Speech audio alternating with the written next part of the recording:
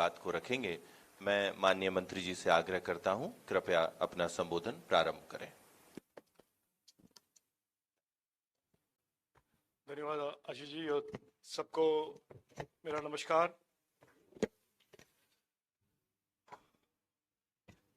आप सब तो जानते ही हैं कि 17 नवंबर को मध्य प्रदेश के वोटर आने वाले 5 साल में मध्य प्रदेश के सरकार को चुनेंगे और इस संदर्भ में मैं आपके सामने कुछ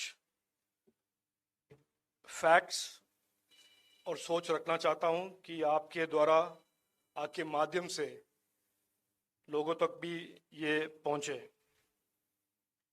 आप सब जानते हैं कि कांग्रेस की राजनीति के बारे में कल एक टिप्पणी हुआ। मैं ज़्यादा अखिलेश जी के साथ सहमत बड़े चीज़ों में नहीं हूं, लेकिन उन्होंने एक बहुत अच्छे डिस्क्रिप्शन किया कि कांग्रेस एक फ्रॉड है। और मैं उस फ्रॉड के बारे में और उनके फ्रॉड के राजनीति के बारे में और फ्रॉड के गारंटीज के बारे में आपके सामने थोड़े फैक्ट्स रखना चाहता हूं। उनके एक नया पॉलिटिकल स्ट्रैटेजी है कि हर स्टेट में जाकर कुछ ना कुछ प्रॉमिस करे, कुछ ना कुछ गारंटी के बारे में कहे और इलेक्शन के बाद उस गारंटीज को भूलकर कुछ और करे। और उस कुछ और के बारे में भी मैं आपके सामने कुछ फैक्ट्स रखूंगा। हाल ही में मैं कर्नाटक से हूं, कर्नाटक का एमपी हूं। कर्नाटक से मुझे नरेंद्र मोदी ने चुनकर मंत्रिमंडल में काम करने का मौका दिया, अवसर दिया। और हाल ही में वहां पर इलेक्शन हुआ। कांग्रेस ने बड़े बड़े वादे किए, 5 गारंटियों के बारे में उन्होंने कहा, युवाओं के लिए, महिलाओं के लिए। और उस गारंटीज का आज क्या हाल है मैं आपके सामने रखना चाहता हूं। पहले तो उन्होंने गारंटी किया था कि युवाओं को रोजगार देंगे, युवाओं के लिए 3,000 रुपए के अलाउंस देंगे महीने में अनएम्प्लॉयड युवाओं के लिए। इलेक्शन के बाद उस गारंटी को उन्होंने बदलकर, बड़े चालाकी से बदलकर, चालाकी से नहीं, कांग्रेस के मानसिकता के विचार से बदलकर उन्होंने कहा नहीं, एक ही साल में, पिछले साल में जो अनएम्प्लॉयड हैं, पिछले साल के जो ग्रेजुएट्स हैं, उनको हम पैसा देंगे। यानी कि जो बाकी सब अनएम्प्लॉयड यूथ थे, जो जिनके लिए ये उन्होंने वादे किए थे, उन्होंने निकाल दिए।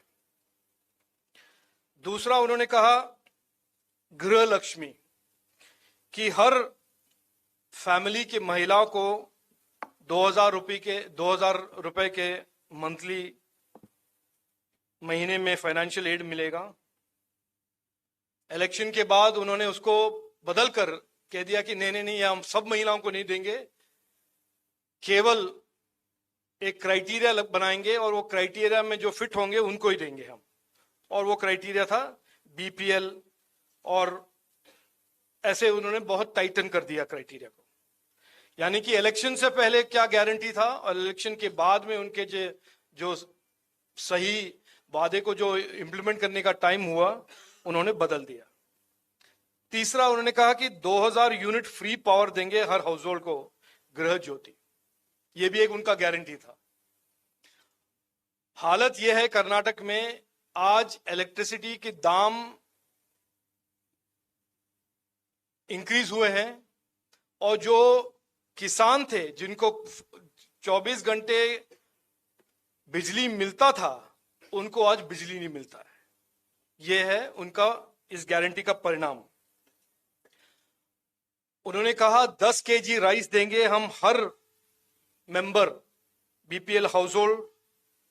उन्होंने बदलकर उसको क्राइटेरिया बदल दिया इलेक्शन के बाद, और आज भी वो ये जो प्रॉमिस है, ये गारंटी है, वादे फुलफिल नहीं कर रहे हैं।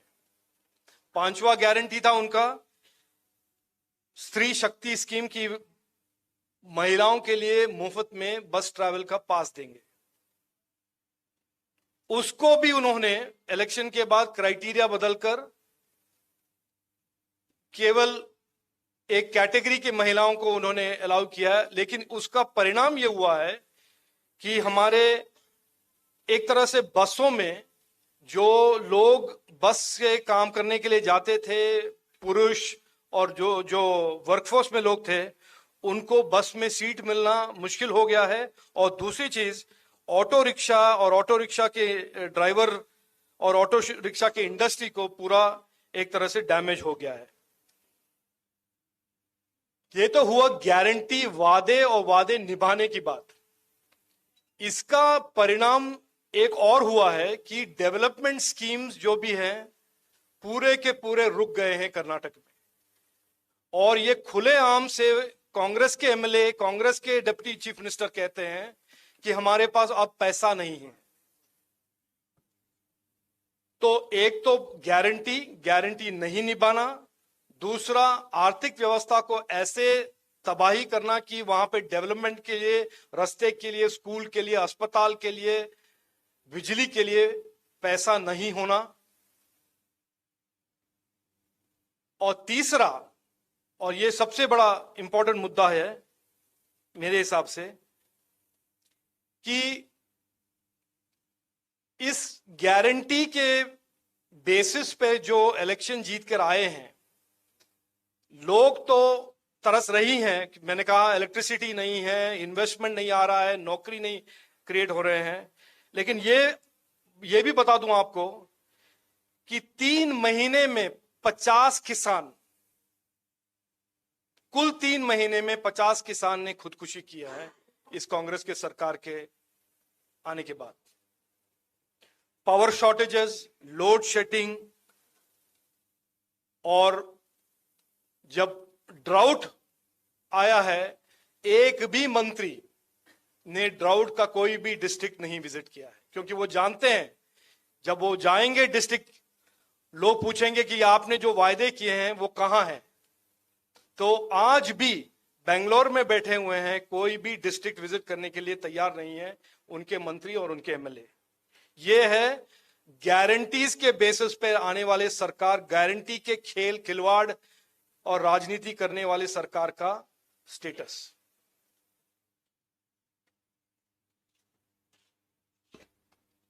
कांग्रेस और करप्शन के बारे में तो लोग सब जानते ही हैं। यूपीए के दौरान क्या हुआ, कैसे हुआ, कब हुआ, ये सब हम जानते ही हैं। लेकिन एक और मैं आपको फैक्ट दिखा दूं आपके इंफॉर्मेशन के लिए, और आपके व्यूअर्स और आपके माध्यम से जो भी पढ़ते हैं, आप टीवी देखते हैं, न्यूज़पेपर पढ़ते हैं। कुल 4 महीने में 3.5 महीने के सरकार के आने के बाद एक कॉन्ट्रैक्टर के घर से 109 करोड़ के पैसे निकले।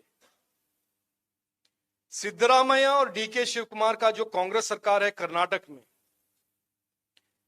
गारंटी के नाम पे आए सरकार में, गारंटी को फुलफिल नहीं किया उन्होंने। लेकिन उनका जो एक मकसद था कर्नाटक को एटीएम बनाना, वो उन्होंने पूरी तरह से शुरुआत उन्होंने कर दिया है। ये फैक्ट हाल ही में 1 महीने पहले एक कॉन्ट्रैक्टर के घर से और डीके शिव कुमार के करीबी हुए कॉन्ट्रैक्टर के घर से ये निकला था। हम इलेक्शन के टाइम पे हमने ये बहुत स्पष्ट रूप से कहा था कि अगर कांग्रेस कर्नाटक में आता है, कर्नाटक बनेगा एक परिवार का एटीएम, और ये सच साबित हुआ है। आप देख रहे हैं कि कर्नाटक में एटीएम और लूट कैसा शुरू हो गया है। ये मैं ऐसे हवा में नहीं कह रहा हूं, ये फैक्ट्स के साथ कह रहा हूं। और आप देखिए कि कांग्रेस के मुख्यमंत्री के दावेदार और मुख्यमंत्री के बैकग्राउंड और नीयत और उनके परफॉर्मेंस क्या है।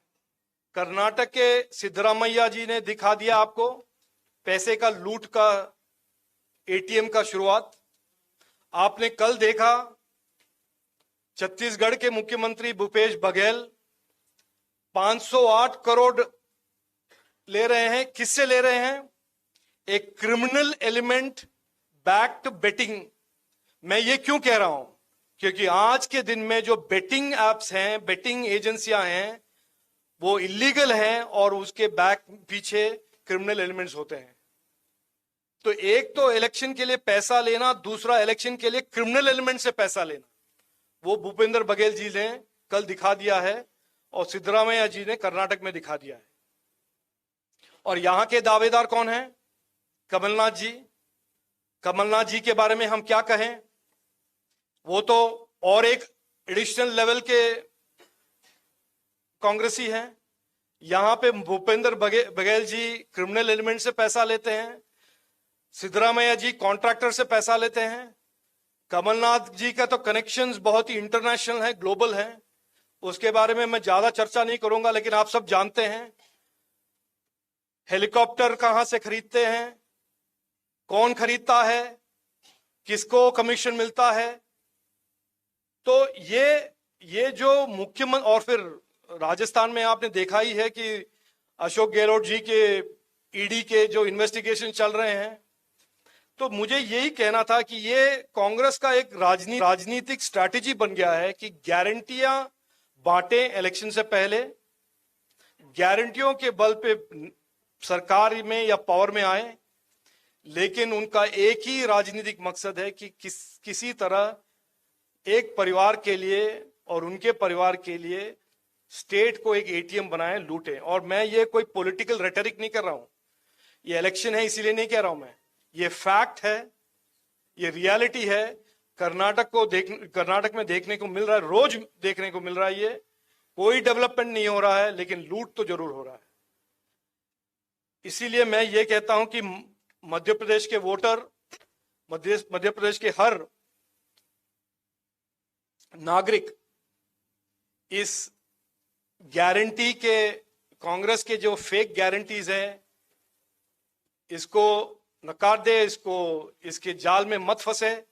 और जो एक ही गारंटी है, जो सच गारंटी है आज के दिन में, नरेंद्र मोदी जी का जो गारंटी है डेवलपमेंट का, अपॉर्चुनिटी का, युवाओं के लिए स्किलिंग का, एजुकेशन का, यही हमारे प्रदेश के लिए और देश के लिए इंपॉर्टेंट है, महत्वपूर्ण है।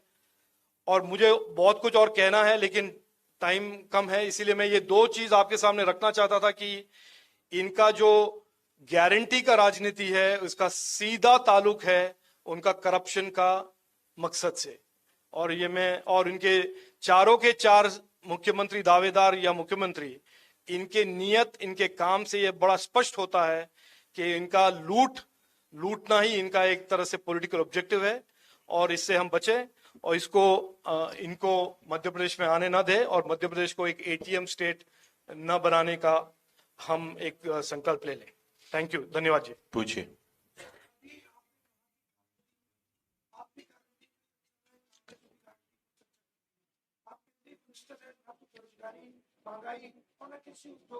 तो क्या केवल सरकारी गारंटी पर ही कोई और नया कोई छोटा प्रश्न रखिए। मैं बोलूं कुछ? हाँ, देखिए, मैं कांग्रेस के गारंटी का एक तरह से पर्दाफाश कर रहा हूं कि उनका क्या ऑब्जेक्टिव है। ये, उनको किसी की भलाई का कोई भी ऑब्जेक्टिव नहीं है। उनको गारंटी से किसी तरह लोगों को भड़काकर, लोगों को मैं ये ऐसा वर्ड यूज नहीं करना चाहता, बेवकूफ बनाकर सत्ता में आना चाहते हैं ताकि वो लूटे। और मैं इसको स्पष्ट रूप से एग्जांपल देता हूं, कर्नाटक में जो हुआ है। मैं कोई थियरी नहीं कर रहा हूं, मैं आपको दिखा रहा हूं कि कर्नाटक में हो क्या रहा है, और राजस्थान में हुआ क्या है, छत्तीसगढ़ में हुआ क्या है, हिमाचल प्रदेश में भी उन्होंने बहुत कुछ बोला। आप देख रहे हैं, उनको अस्पताल के लिए पैसा नहीं है, रास्ते बनाने के लिए पैसा नहीं है, स्कूल में नए स्कूल बनाने के लिए पैसा नहीं है। क्यों? क्योंकि वो लूट रहे हैं। तो ये उनका राजनीति है। नरेंद्र मोदी जी बहुत स्पष्ट रूप से कहते हैं कि हम आगे बढ़ना चाहते हैं, सबका साथ, सबका विकास, सबका प्रयास लेकर देश को, प्रदेश को आगे उन्नति करवाना चाहते हैं और इन्वेस्टमेंट करना चाहते हैं। तो ये फर्क है। गारंटी तो है, हम भी दे रहे हैं गारंटी, नरेंद्र मोदी जी भी दे रहे हैं, लेकिन उन्नति और विकास का गारंटी यहां दे रहे हैं, यहां पे करप्शन का गारंटी दे रहे हैं। रवि जी। मैंने नहीं यूज किया, ये अखिलेश जी ने यूज किया। मैंने कहा मैं सहमत हूं।